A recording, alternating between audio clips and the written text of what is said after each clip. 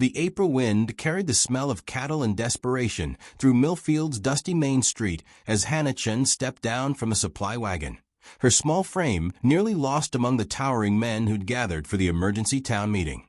At barely 5 feet tall, with calloused hands and clothes that had seen too many washings, she drew the same attention as furniture, noticed only when someone needed to move around her. "Town's got troubles," announced Sheriff Hayes, his voice booming over the crowd gathered outside Ballard's trading post. "Lost another herd last night. That's 3 this month, folks. We're looking at 20 head of cattle missing, and winter stores running low." Hannah positioned herself near the hitching post, close enough to hear, but far enough back that the men wouldn't feel obligated to include her in their planning.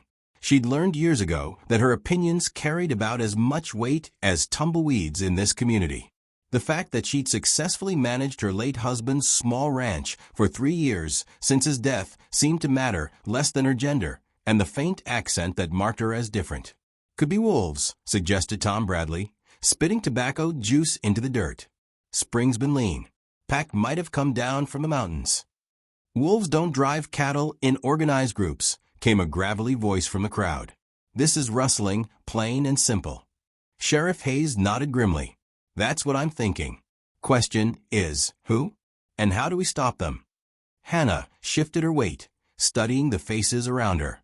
These were good men mostly, hard-working ranchers and merchants who'd built this community from nothing more than determination and hope. But they were also men who'd never considered that the quiet Chinese woman who bought supplies every 2 weeks might have insights worth hearing.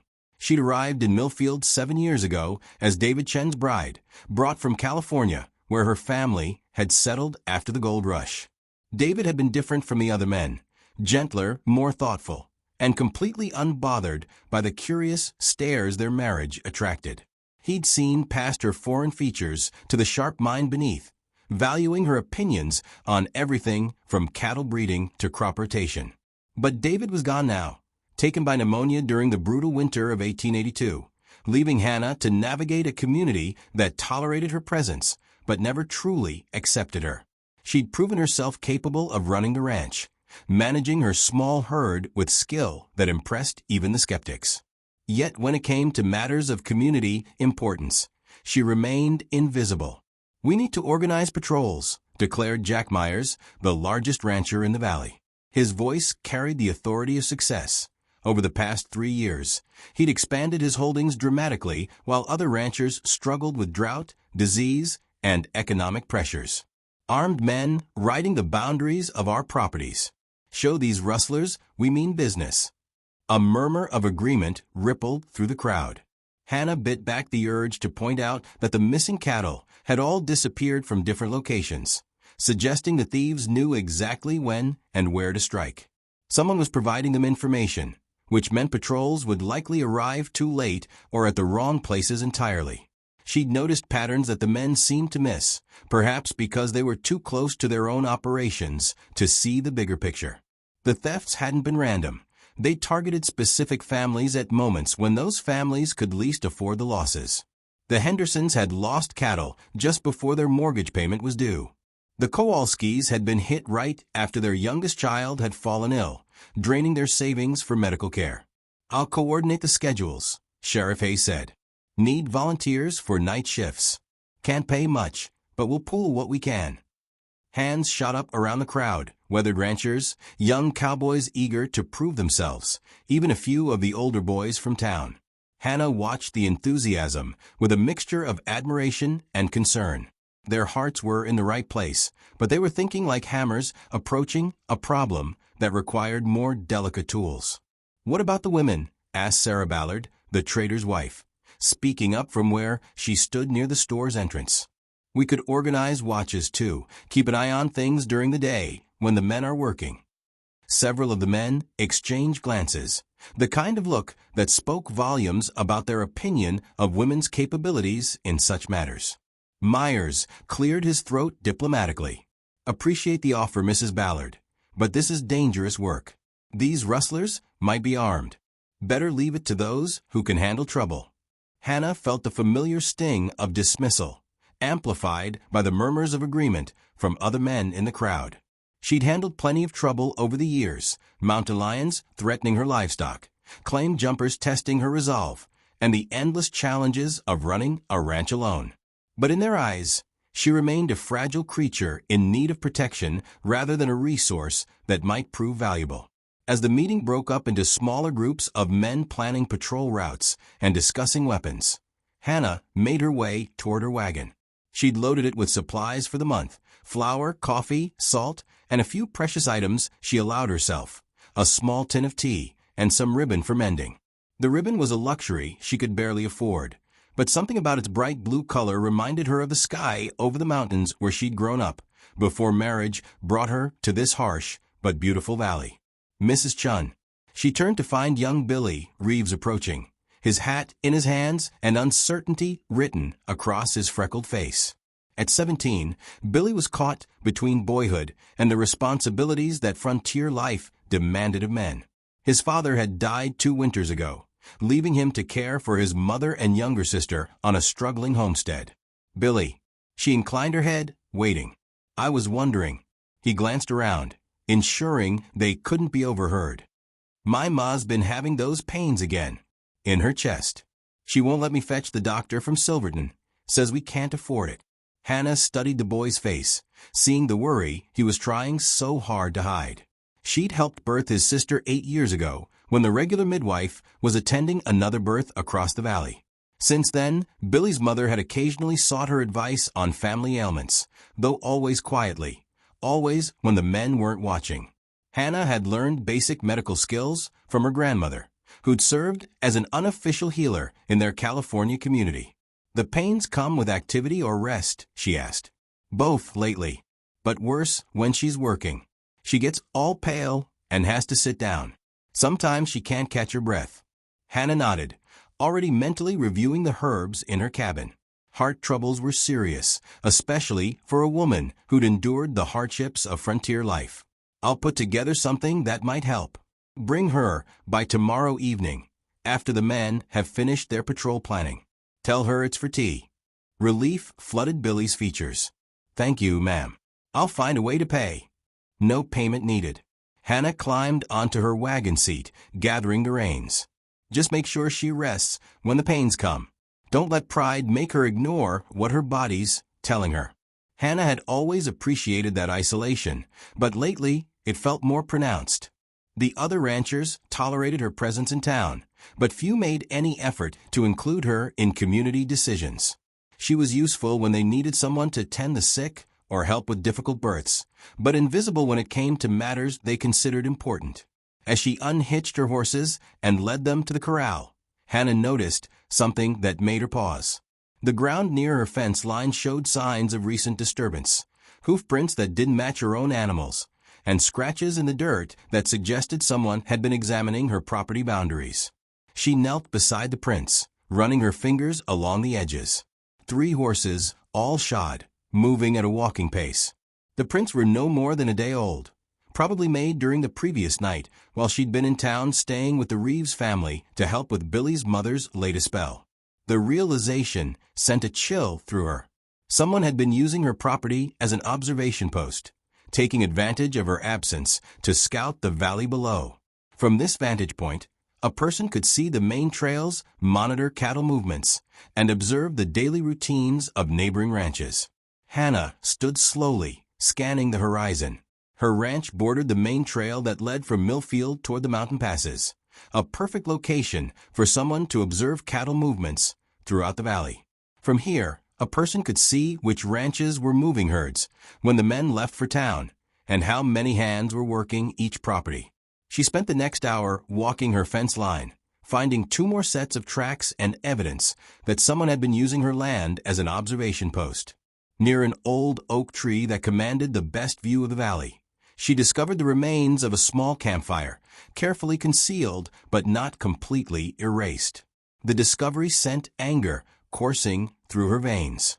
Not only were thieves terrorizing her community, but they were using her own property to coordinate their crimes. The insult felt personal. They'd assumed she was too unobservant or too helpless to notice their activities. That evening, Hannah sat at her kitchen table with a cup of tea and her late husband's journal, where he'd recorded everything from weather patterns to cattle prices to notes about their neighbors. David had been methodical about such things, and his observations often proved useful for understanding the rhythms of valley life. She turned to the entries from the previous spring, looking for patterns that might relate to the current troubles. David had noted unusual activity on several occasions, riders passing through at odd hours, cattle movements that didn't align with normal ranching schedules, and conversations in town that suggested some of the ranchers were struggling more than others admitted. One entry caught her attention. Jack Myers asked about buying our south pasture again. Seemed more insistent than usual. Mentioned something about Eastern investors looking at land in the territory. Need to ask Hannah what she thinks. Hannah remembered that conversation. Myers had approached them at the church social, speaking casually about consolidating smaller properties into larger, more efficient operations. He'd made it sound like a favor, offering to take their land off their hands before they got in over their heads. She'd found his assumptions insulting, but David had been more diplomatic, simply saying they weren't interested in selling. Now 3 years later, Myers had become the largest rancher in the valley, having purchased or somehow acquired several smaller properties. His success seemed remarkable, especially given that other ranchers were struggling with the same challenges that had once threatened his own operations. Hannah flipped through more entries, noting David's observations about Myers's rapid expansion. The Henderson place, acquired after they'd lost cattle to what was presumed to be wolves. The Kowalski property, purchased when medical bills forced them to liquidate. The old Peterson Ranch, bought at auction after a series of misfortunes left the family bankrupt. A pattern was emerging, one that made Hannah's stomach tighten with suspicion. Each property had been acquired after its owners faced sudden, devastating losses. And Myers had always appeared at exactly the right moment with an offer that seemed generous to desperate sellers, but was probably far below market value. Hannah closed the journal and walked to her window, looking out over the moonlit valley. The rustling wasn't random. It was systematic, targeting specific ranchers and pushing them toward financial difficulties that would force them to sell. And her property, with its perfect vantage point and strategic location, was being used to coordinate the thefts. The question was what to do with this knowledge. She could approach Sheriff Hayes, but he'd want proof she couldn't provide. She could warn the targeted ranchers, but they'd likely dismiss her concerns. Or she could gather the evidence herself, using the very isolation and invisibility that had always kept her on the margins of community life. Hannah smiled grimly as she prepared for bed. The men of Millfield were about to learn that sometimes the most overlooked person in a community could see things that everyone else missed. The next morning brought news that changed everything. Billy Reeves arrived at dawn, his horse lathered and his face pale with exhaustion. "Mrs. Chen," he called out as he dismounted. "They got our cattle. All of them. Took every head we had." Hannah stepped onto her porch, studying the boy's stricken expression. The Reeves family had owned maybe 15 head, not a large herd, but everything they had. Without those cattle, they'd have no income and no way to survive the coming winter. When, sometime during the night, Ma heard noises around midnight, but thought it was just the wind. This morning, the pasture's empty. Not a single cow left. Billy's voice cracked slightly. "Mrs. Chen, what are we going to do?" That was everything. Our whole future. Hannah felt anger rise in her chest, not the hot, impulsive kind, but the cold, calculating fury that came from watching good people suffer, while others profited from their misery. The Reeves family represented everything decent about frontier life. Hard work, mutual support, and stubborn determination in the face of overwhelming challenges. Sheriffs organizing another search party, Billy continued. "But Mrs. Chen, I don't think we can hold on much longer. Ma's talking about accepting that offer from Myers to buy our land." There it was, the pattern completing itself. Drive families to desperation, then appear as the solution to their problems. Myers had positioned himself as the valley savior, offering to purchase failing ranches at prices that seemed generous to desperate sellers, but were probably far below their actual value. "Billy," Hannah said carefully, "I want you to tell your mother something." Tell her I've got some work that needs doing around here, and I'm willing to pay wages for it. Nothing charity-like, just honest work. Think she'd be interested?" The boy's eyes brightened. "You serious, ma'am?" "Dead serious. I need help with spring cleaning, some fence mending, and preparing my garden. Tell her it's a month's work, at least. Maybe more if things go well." It wasn't entirely true. Hannah could handle most of the work herself, but it would give the Reeves family breathing room and a reason to delay any hasty decisions about selling their land. More importantly, it would provide Hannah with cover for her own investigations. "And Billy," she added, "tell your ma I'd appreciate having the company. Gets lonely out here sometimes." As Billy rode away, with renewed hope, Hannah began planning her next moves. She would need to be careful, methodical, and patient. The men of Millfield might not value her opinions, but they were about to discover that underestimating Chen was a mistake they couldn't afford to make. That evening, as she watched the sunset paint the mountains gold and purple, Hannah considered the irony of her situation. For years, she'd been invisible to this community, the foreign widow who kept to herself and caused no trouble. Now, that invisibility was about to become her greatest asset. The rustlers had made one crucial error. They'd assumed that a small, quiet woman posed no threat to their operation. They were about to learn how wrong they were. As darkness settled over the valley, Hannah began her vigil. She positioned herself in the old oak tree that stood near her fence line, a vantage point that provided clear views of the main trail while keeping her hidden from casual observation. David had built a small platform in this tree years ago for hunting, and Hannah had occasionally used it for watching wildlife. Tonight, she was hunting something far more dangerous than deer.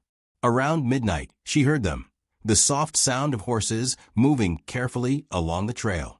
3 riders, just as the tracks had suggested, leading several additional horses that would be used to drive stolen cattle.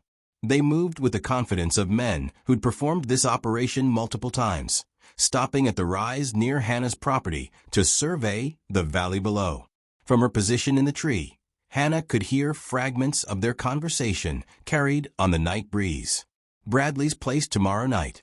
He's got most of his hands in town for the meeting. Make sure Myers knows about the timing." This should be enough to convince the widow to sell. Hannah's grip tightened on the tree branch. They weren't just stealing cattle. They were specifically targeting families they wanted to pressure into selling. And Myers wasn't just buying distressed properties. He was orchestrating the distress. The riders moved on after about 10 minutes, heading toward the Bradley Ranch, where they would undoubtedly steal another family's livelihood. Hannah remained in her tree until dawn, watching and thinking and planning. By morning, she decided on her course of action. The men of Millfield had spent weeks organizing patrols and discussing strategies that would never catch these thieves. But Hannah had something they lacked: patience, invisibility, and a very personal understanding of what it meant to be underestimated. The rustlers thought they were dealing with a collection of isolated, disorganized ranchers. They were about to face something they'd never encountered before, a woman who'd spent 3 years learning to survive in a hostile environment, and who'd finally found a cause worth fighting for. Spring was turning towards summer, and change was coming to the valley. The men just didn't know it yet. The morning after her tree vigil, Hannah was splitting firewood behind her cabin when she heard the sound of approaching horses. 2 riders were coming up her trail, Sheriff Hayes and Jack Myers himself. She continued her work, letting them approach while she considered what their visit might mean. "Mrs. Chen," Sheriff Hayes called out as they drew near. "Got a minute to talk?" Hannah set down her axe and wiped her hands on her apron. "Of course, Sheriff. Mr. Myers." She nodded to each man in turn, noting how Myers's eyes swept across her property with the calculating gaze of someone assessing value. "Heard you might have seen something last night," the sheriff continued. "Billy Reeves mentioned you live out here alone. Thought maybe you noticed riders passing through."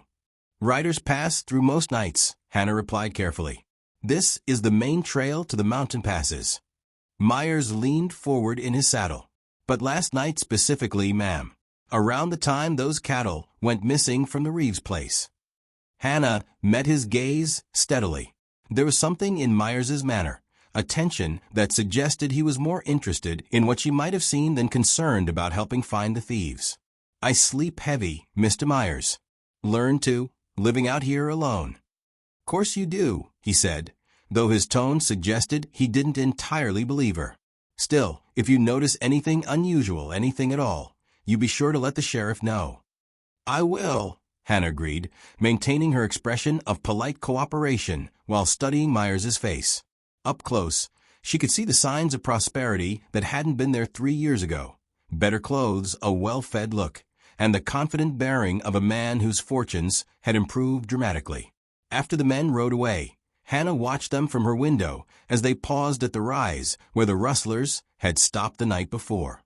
Myers pointed toward various ranches in the valley while speaking to the sheriff, gesturing as if explaining the terrain. To an observer, it would look like helpful cooperation. To Hannah, it looked like a man ensuring that official attention focused in the wrong directions. That afternoon, Mrs. Reeves arrived with Billy for the promised work consultation. Martha Reeves was a woman worn thin by frontier hardships, her once auburn hair now streaked with premature gray and her hands bearing the permanent stains of endless labor. But her eyes held the same determined spirit that had brought her family west in search of a better life. "Mrs. Chen," she said, dismounting stiffly from their old mare, "Billy says you might have work for me. I appreciate the consideration, but I need you to know, I won't take charity." "Wouldn't offer it," Hannah replied firmly. "I need help preparing for summer, and I'm willing to pay fair wages for honest work. Question is whether you're willing to work for a woman who doesn't know her place." Martha's weathered face cracked into the first smile Hannah had seen from her in months. "Reckon I might manage that." They spent the next hour discussing practical matters, mending fences, preparing garden plots, and organizing the household goods that had accumulated during the long winter. But Hannah had other purposes in mind for Martha's employment. "There's something else," she said as they sat on her porch with cups of tea. "I'd like you to help me understand what's been happening around the valley. You've lived here longer than most, and you notice things." Martha's expression grew cautious. "What kind of things?" "The pattern of these cattle thefts. Which families have been hit, when, and what happened afterward." Hannah leaned forward slightly. "I've been thinking about it, and something doesn't sit right." "You mean besides the fact that good people are losing everything?" "I mean the timing. The way certain families get hit right when they can least afford it." Hannah paused, watching Martha's face. "And the way Jack Myers always seems to show up afterward with an offer to buy their land." Martha set down her teacup carefully. "That's dangerous talk, Mrs. Chen." "Maybe. But if I'm right, it's more dangerous to stay quiet." Hannah met the older woman's eyes. "Your family's next, Martha. I can feel it, unless we figure out how to stop this." Over the following days, Martha proved to be an invaluable source of information. As she worked around Hannah's property, she shared years of accumulated observations about valley life, who was struggling financially, which ranchers had recently expanded their operations, and the subtle shifts in community dynamics that had occurred since Myers's rise to prominence. "It started about 4 years ago," Martha explained as they mended fence on Hannah's northern boundary. "Myers was in trouble then, owed money to that bank in Silverton. Then suddenly, his luck changed.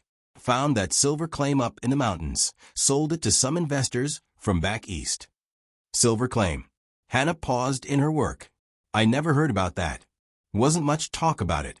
Myers kept it quiet, said he didn't want every prospector in the territory descending on the area. Martha tested the tension on a fence wire. But the money was real enough. Paid off his debts, bought new cattle, started expanding. Hannah filed this information away. A convenient silver strike that provided Myers with exactly the capital he needed to begin his expansion, just as other ranchers began experiencing mysterious troubles. The timing seemed remarkably fortunate. "Martha," she said carefully, "when you were in town yesterday, did you happen to notice who Myers was talking to?" "Spent most of his time with those 3 drifters who've been hanging around the saloon. Rough-looking men, not the type you'd expect a respectable rancher to associate with." Martha lowered her voice. Sarah Ballard mentioned they've been asking a lot of questions about local ranches. Who owns what, how many cattle, that sort of thing. The pieces were falling into place. Myers's sudden prosperity, his systematic acquisition of distressed properties, and now his association with strangers who were gathering intelligence about local ranches. Hannah was beginning to see the full scope of the operation. That evening, as Martha prepared to return home, Hannah made a decision that would prove pivotal. "I want you to spread some information," she said quietly. "Tell people, casually, like you're just making conversation, that I'm thinking about selling my place." Martha's eyes widened. "Mrs. Chen, you can't be serious. I'm not actually selling. But I want Myers to think I am. Tell folks I'm getting nervous about living alone, especially with all this rustling going on. Say I mentioned I might be willing to consider a fair offer." "What are you planning?" Hannah smiled grimly. "I'm going to give Mr. Myers exactly what he thinks he wants. A vulnerable woman ready to give up her land cheap. And while he's focused on that opportunity, I'm going to gather the proof we need to expose his operation." The plan required patience and careful execution. Over the next week, Martha spread the rumors Hannah had requested, portraying her as a frightened widow considering flight from the valley. The response was immediate and predictable. Within 3 days, Myers arrived at Hannah's door with what he characterized as a generous offer. "Mrs. Chen," he said, sitting in her small parlor with a cup of coffee and an expression of practiced sympathy, "I heard you might be having second thoughts about staying out here alone. Can't say I blame you, with all the trouble we've been having." Hannah played her part perfectly, wringing her hands and speaking of sleepless nights filled with worry about rustlers and wild animals. "It's just so isolated, Mr. Myers. David always said this was the perfect spot, but he never expected me to manage it alone." "Course not. Man doesn't think about such things." Myers's tone was smooth and reassuring. "Tell you what, I'd be willing to take this property off your hands. Save you the trouble of finding a buyer, and you wouldn't have to worry about the risks of showing the place to strangers." His offer was generous enough to seem fair, while being significantly below what Hannah knew the property was worth. She pretended to consider it carefully, asking questions about timing and payment terms while watching Myers's reactions. "I'd need to think about it," she said finally. "It's a big decision." Of course. But don't wait too long, Mrs. Chen. Way things are going in this valley, property values might start dropping if these troubles continue." After Myers left, Hannah sat on her porch and analyzed what she'd learned. His eagerness to acquire her property suggested it was key to his operation, the perfect observation post for coordinating cattle thefts throughout the valley. His veiled threat about declining property values confirmed that he intended to continue the rustling until he'd acquired all the land he wanted. But Hannah needed more than suspicions. She needed proof that would convince Sheriff Hayes and the other ranchers that Myers was behind their troubles. That proof would require taking significant risks. 2 nights later, Hannah positioned herself once again in the oak tree that overlooked the main trail. This time, she'd brought David's old spyglass and a notebook to record what she observed. If she was going to expose Myers's operation, she needed detailed evidence of how it worked. The rustlers arrived right on schedule, 3 men leading pack horses and moving with the easy confidence of a well-practiced routine. But tonight, Hannah was prepared to follow them. She waited until they'd passed her position, then climbed down from the tree and made her way to where she'd hidden her horse.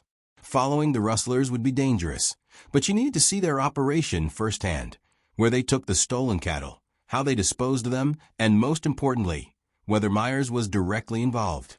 The trail led toward the mountains, following paths that Hannah knew well from years of hunting and exploring with David. The rustlers moved at a steady pace, clearly familiar with the terrain. After about an hour, they turned off the main trail toward a box canyon that Hannah had always assumed was too remote and difficult to access for any practical purpose. She was wrong. Hidden in the canyon was a substantial operation, temporary corrals, a bunkhouse, and enough supplies to support a dozen men for weeks.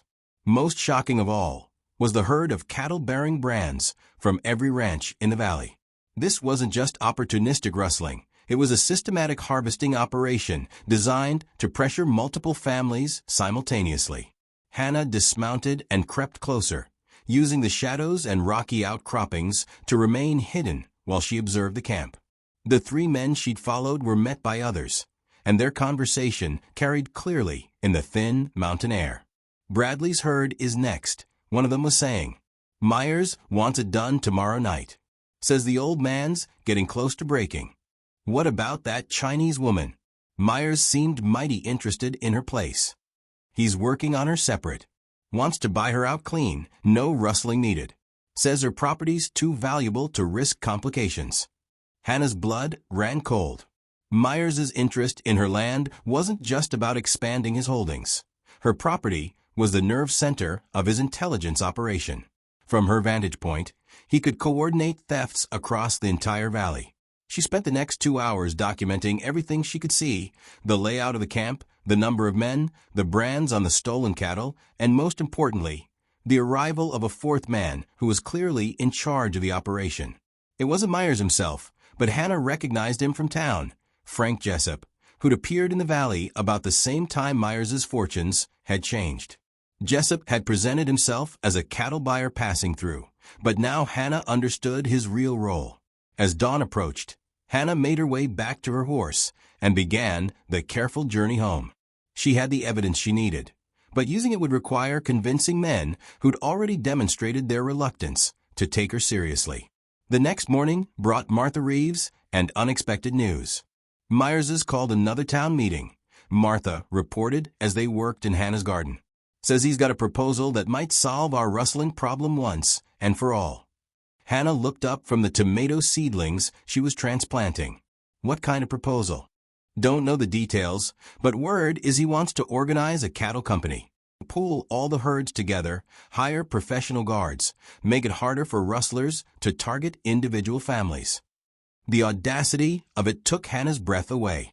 Myers was positioning himself to take control of every herd in the valley under the guise of protecting them from the very thefts he was orchestrating. "There's more," Martha continued. "He specifically asked about your intentions. Wants to know if you're planning to attend the meeting or if you're still thinking about selling out." Hannah stood slowly, brushing dirt from her hands. Myers was forcing her hand, trying to push her toward a decision before she could cause him any trouble. But he'd underestimated her yet again. "Tell him I'll be at the meeting," she said. "And Martha, make sure people know I've got something important to say." That afternoon, Hannah rode into town with a leather satchel containing her notebook, David's spyglass, and a detailed map of the hidden canyon. She also carried David's old Colt revolver, cleaned and loaded. She didn't expect violence, but she'd learned that preparation was the key to survival on the frontier. The meeting was held in the church, the largest building in Millfield. Hannah arrived early and took a seat in the back, noting how Myers had positioned himself at the front where he could control the discussion. Sheriff Hayes sat nearby, looking tired and frustrated after weeks of failed investigations.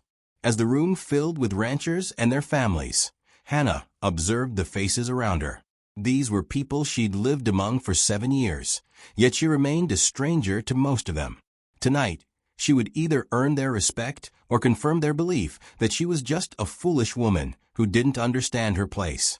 Myers called the meeting to order with the smooth confidence of a man accustomed to getting his way. He outlined his proposal with practiced eloquence: a valley-wide cattle company that would provide security through unity and professional management. "The way I see it," he concluded, "we can either continue losing cattle one ranch at a time, or we can band together and present a united front against these rustlers." Murmurs of agreement rippled through the crowd. To families who'd watched their neighbors suffer devastating losses, Myers's proposal sounded like salvation. "What about the folks who can't afford to join such a company?" asked Tom Bradley. "Some of us are barely hanging on as it is." Myers's expression was all sympathy and understanding. "That's exactly why this needs to be a cooperative effort, Tom. The stronger members help support the weaker ones until everyone's back on their feet." Hannah recognized the trap. Families who couldn't contribute equally would become junior partners in Myers's enterprise, gradually losing control of their own land and livestock. It was a more sophisticated version of his current operation, legal theft instead of outright rustling. "What about management?" asked another rancher. "Who decides how this company operates?" "I'd be willing to serve as managing director," Myers said with practiced humility. "At least initially, until we can establish proper procedures." The pieces were falling into place exactly as Myers had planned. In one stroke, he would gain control of every herd in the valley while appearing to be their savior. It was brilliant, audacious, and completely illegal. Hannah stood up. "I have a question, Mr. Myers," she said, her voice carrying clearly through the suddenly quiet room. Myers's expression flickered with annoyance before settling back into professional courtesy. "Of course, Mrs. Chen. What can I help you with?" "I'm curious about the timing of your proposal. You're asking us to trust you with our livelihoods, but some of us might want to know more about your recent success. For instance, that silver claim that provided the capital for your expansion." The room was completely silent now. Myers's smile remained fixed, but Hannah saw his eyes narrow slightly. "I'm not sure what you're getting at, ma'am." "I'm getting at the fact that there was no silver claim." Hannah reached into her satchel and pulled out her notebook. "I'm getting at the fact that your prosperity comes from stealing your neighbor's cattle and then buying their land cheap when they can't recover from the losses." The explosion of voices was immediate. Some ranchers shouted in outrage at her accusation, others demanded she prove her claims, and Myers himself stood up with an expression of wounded dignity. "Sheriff," he said loudly, "I think Mrs. Chen is obviously distraught. Perhaps someone should escort her home before she says something she'll regret." But Hannah wasn't finished. She opened her notebook and began reading from her observations, dates, times, locations, and detailed descriptions of the Hidden Canyon operation. As she spoke, the room gradually grew quiet again, the specificity of her information cutting through the initial disbelief. "2 nights ago," she concluded, "I followed the rustlers to their camp in Dead Man's Canyon. They're holding cattle from every ranch in this valley, and they're taking orders from Frank Jessup, who reports directly to Jack Myers." Myers's facade finally cracked. "That's ridiculous. You're a hysterical woman making wild accusations you can't possibly prove." "Can't I?" Hannah reached into her satchel again and pulled out a piece of leather, a section of reins she'd cut from one of the horses at the rustler camp. "This is from a bridle I saw Frank Jessup using. It's got your brand burned into the leather, Mr. Myers. Your personal mark, not your ranch brand." The silence that followed was deafening. Hannah could see the moment when the pieces clicked into place for the ranchers around her. Myers's sudden prosperity, his eagerness to buy distressed properties, his convenient proposals that always seemed to benefit him most. Sheriff Hayes stood up slowly. "Mrs. Chen, those are serious accusations. If you're wrong, then I'll face the consequences. But if I'm right and you don't act on this information, how many more families will lose everything before we stop him?" Myers made one last attempt to control the situation. "Sheriff, surely you're not going to take the word of a woman who's obviously—" "Shut up, Jack." The voice belonged to Tom Bradley, whose face was flushed with anger. "Just shut your lying mouth." Other voices joined in, the mood of the room shifting as the implications of Hannah's revelation sank in. These men had lost friends and neighbors to Myers's scheme, had watched their community torn apart by troubles he'd orchestrated. Sheriff Hayes looked around the room, reading the faces of his constituents, then turned back to Hannah. "Can you lead us to this canyon?" "I can. But we'd better move fast. After tonight, they'll know their operation's been exposed." As the meeting dissolved into urgent planning for a raid on the rustler camp, Hannah found herself surrounded by men who were finally ready to listen to what she had to say. The transformation was remarkable. One moment she'd been the foreign widow they tolerated. The next she was the key to solving the crisis that had plagued their community for months. But Hannah knew the real test was still to come. Exposing Myers's operation was only the first step. They still had to capture the rustlers, recover the stolen cattle, and prove their case strongly enough to ensure justice was served. As the group prepared to ride toward Dead Man's Canyon, Hannah checked her rifle and thought about the irony of her situation. For years, she'd been invisible to these men, dismissed as irrelevant to their important affairs. Now, she was about to lead them into the kind of dangerous confrontation that frontier legends were built on. The woman they'd overlooked was finally getting her chance to show them exactly what they'd been missing. The moon was setting behind the western peaks as Hannah led 12 mounted men through the mountain trails toward Dead Man's Canyon. Sheriff Hayes rode beside her, his expression grim in the pre-dawn darkness. Behind them came the ranchers whose cattle had been stolen, Tom Bradley, Billy Reeves, and others who'd suffered under Myers' scheme. Myers himself was notably absent.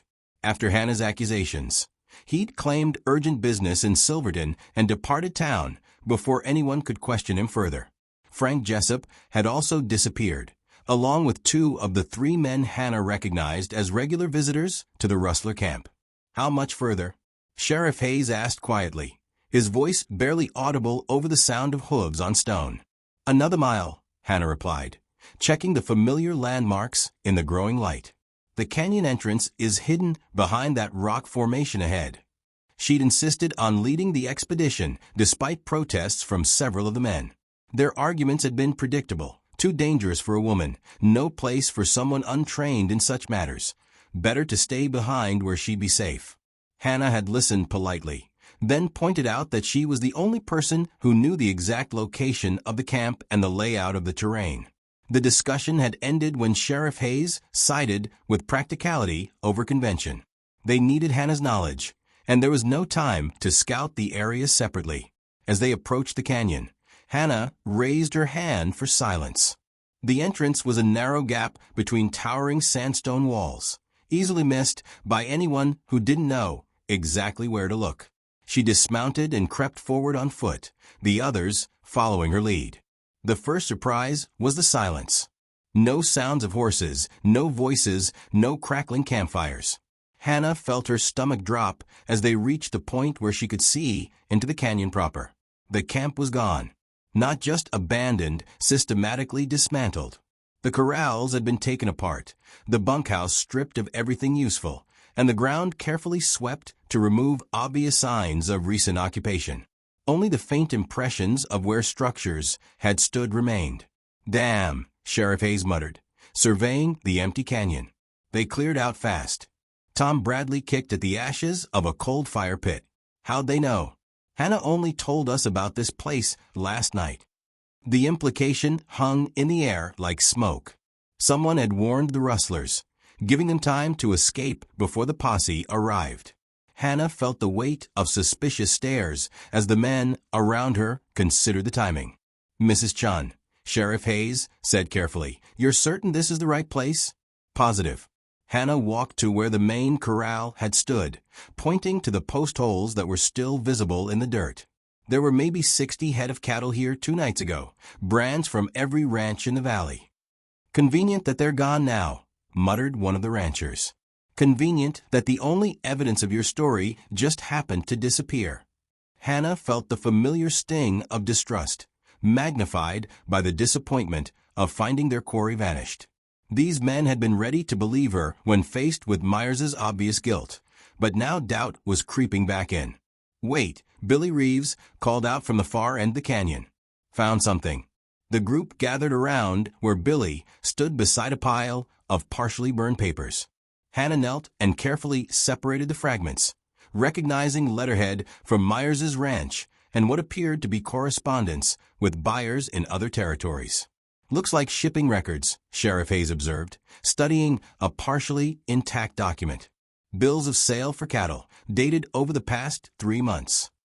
Hannah found another fragment that made her blood run cold. It was a list written in Myers' handwriting, containing the names of every rancher in the valley along with notes about their financial situations and vulnerability to pressure. "This is it," she said, holding up the paper. "This proves Myers was targeting specific families based on their ability to withstand losses." But even as she spoke, Hannah could see the skepticism in the men's faces. Burned papers could be fabricated, and Myers' enemies might have reasons to plant false evidence against him. Without the stolen cattle and the rustlers themselves, her accusations were still just accusations. "We need to get back to town," Sheriff Hayes decided.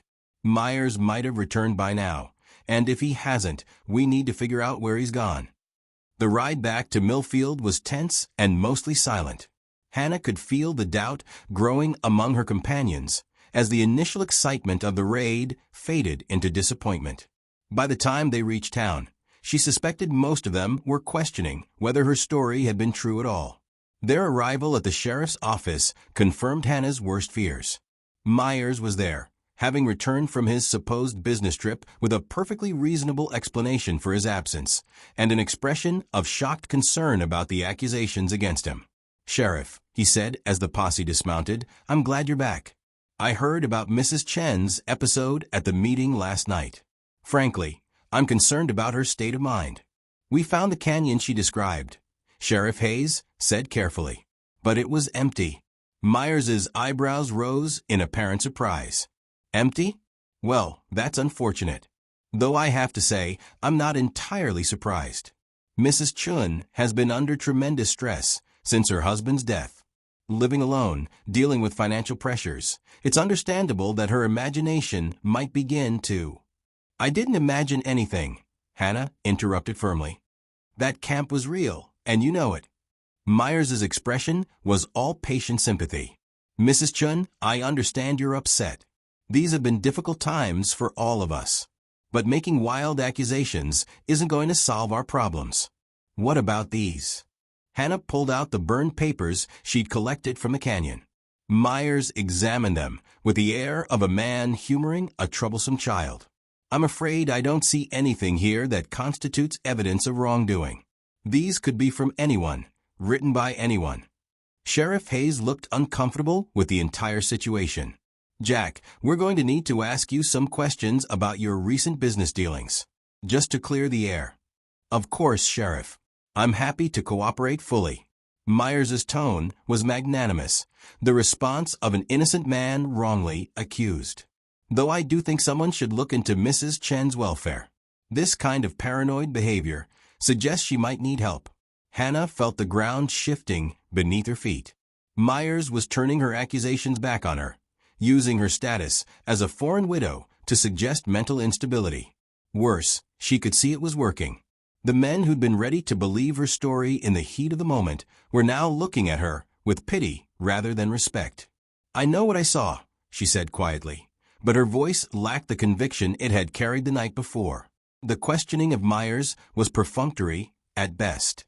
He had receipts for his recent cattle purchases, explanations for his prosperity that sounded reasonable to men who wanted to believe them, and the kind of confident demeanor that came naturally to successful leaders.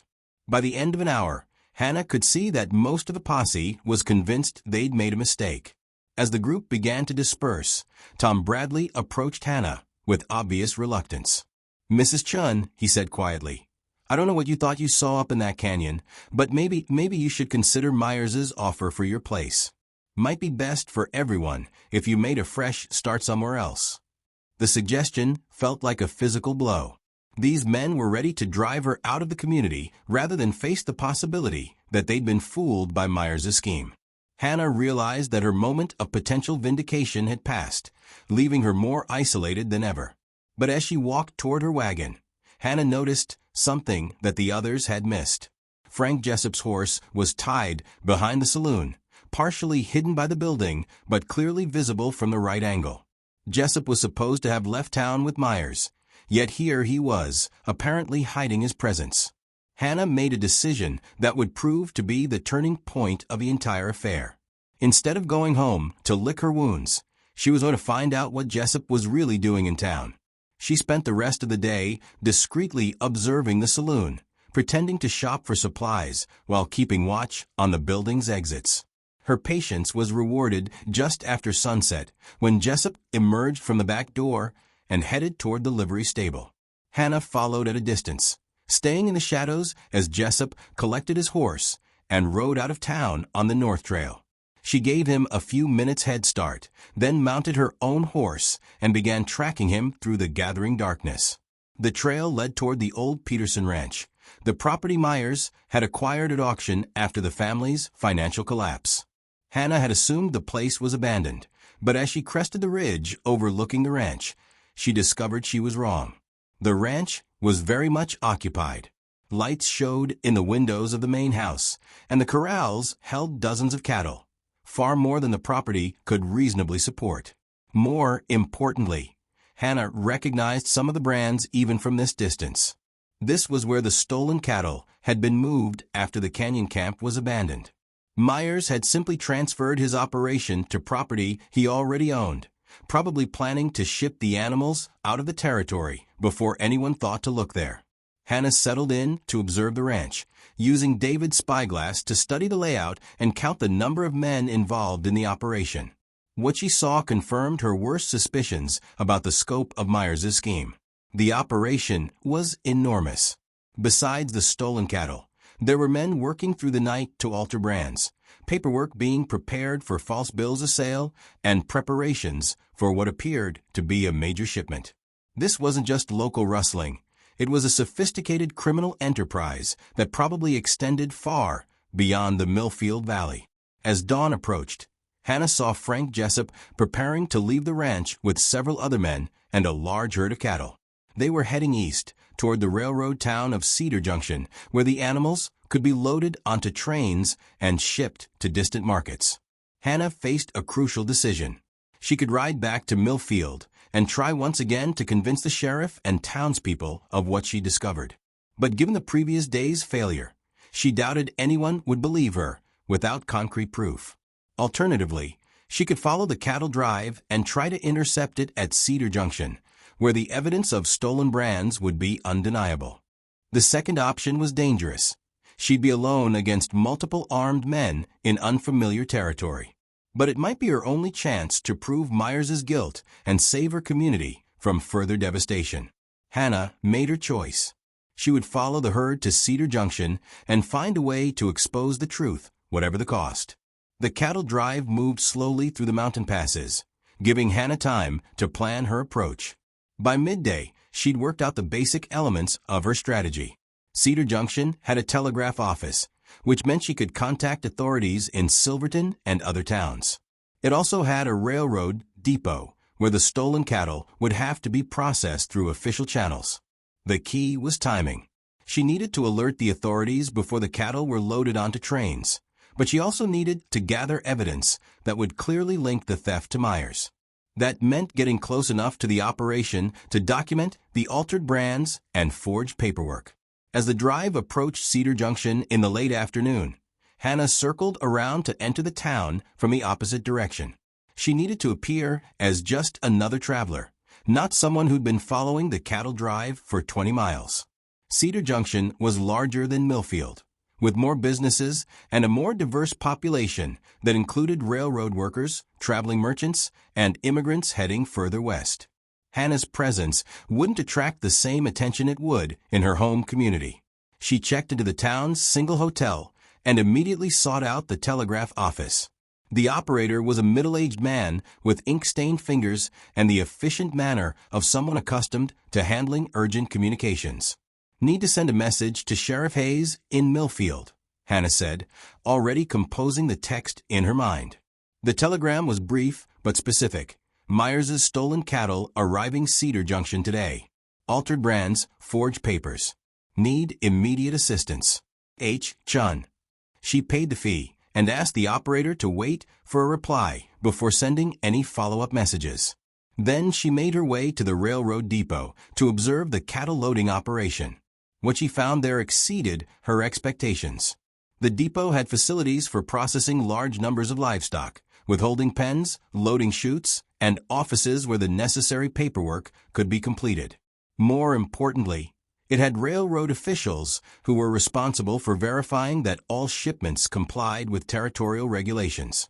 Hannah approached one of these officials, a stern-looking man in a clean uniform who was reviewing documents at a desk near the loading platform.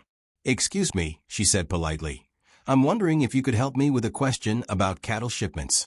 The man looked up with a patient expression of someone accustomed to dealing with inexperienced travelers. "What can I do for you, ma'am?" "I'm trying to track down some cattle that were stolen from my late husband's ranch. Someone mentioned that altered brands sometimes show up in shipments through depots like this." The official's expression became more serious. Stolen cattle are a significant concern for the railroad, ma'am. We have procedures for verifying ownership and detecting fraudulent documentation. Would you be willing to take a special look at a shipment that's arriving today? I have reason to believe it might include stolen animals. The man studied Hannah's face, apparently trying to assess her credibility. That's a serious accusation. Do you have evidence to support it? Hannah pulled out her notebook and showed him the list of brands she'd documented during her observations. These are brands from ranches in the Millfield Valley. If any cattle bearing these marks show up in today's shipments without proper documentation from the original owners, they're almost certainly stolen. The official examined her list carefully. I'll make a note to pay special attention to any animals with these brands. But ma'am, if you're wrong about this, then I'll face the consequences. But if I'm right, you'll be helping to break up a major rustling operation. As evening approached, Frank Jessup and his men arrived at the depot with their herd. Hannah positioned herself where she could observe the proceedings while remaining out of sight of the rustlers. The railroad official she'd spoken to was thorough in his examination of the cattle and paperwork. Hannah watched as he consulted her list of brands, checked documentation, and asked pointed questions about the animal's origins. The confrontation came suddenly. The official raised his voice, calling for the depot security guards while pointing at several steers with obviously altered brands. Jessup and his men realized they'd been caught and made a desperate attempt to escape. The gunfight that followed was brief but intense. Hannah found herself crouched behind a water trough as bullets flew overhead, wondering if her quest for justice was about to cost her life. But the depot guards were experienced in dealing with trouble, and they had the advantage of defensive positions and superior numbers. When the shooting stopped, 2 of the rustlers were dead, Jessup was wounded and captured, and the rest had surrendered. The stolen cattle were secured as evidence, their altered brands clearly visible to any observer. Hannah emerged from her hiding place to find the railroad official approaching with a mixture of admiration and concern. "Ma'am," he said, "I don't know who you are, but you just helped us break up one of the largest cattle theft operations we've ever encountered." The aftermath moved quickly. Sheriff Hayes arrived the next morning with a posse that included several of the ranchers who doubted Hannah's story. Their expressions, as they surveyed the recovered cattle and captured rustlers, were a mixture of shame and amazement. "Mrs. Chen," Sheriff Hayes said quietly, "I owe you an apology. We all do." But Hannah was focused on the larger picture. "What about Myers? He's the one behind all of this." "Jessup's been talking," the sheriff replied grimly. "Turns out Myers' operation extended far beyond our valley. He's been buying up land across 3 territories, using the same methods he tried here. Federal marshals are already tracking him down." The return journey to Millfield was vastly different from Hannah's lonely pursuit of the cattle drive. She rode at the head of a procession that included not only the recovered cattle, but also the respect and gratitude of men who finally understood what they'd been blind to for so long.